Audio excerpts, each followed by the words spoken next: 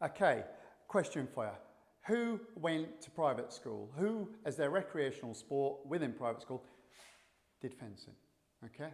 Because every single week we come to this stage of the course and I've seen so many people spray on site doors like this, right leg forward. Okay? I'm not saying it's wrong, okay?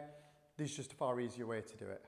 If I was to say that, which way would you stand if you were rollering, believe it or not, you'd be stood this way if you're right-handed. And again, if I was brushing this, believe it or not, I would still stand left foot forward. I'll explain why left foot forward more so. If I stand here, okay, we talk about speed and distance. Can you see how far I am from that paper? Yeah, you can.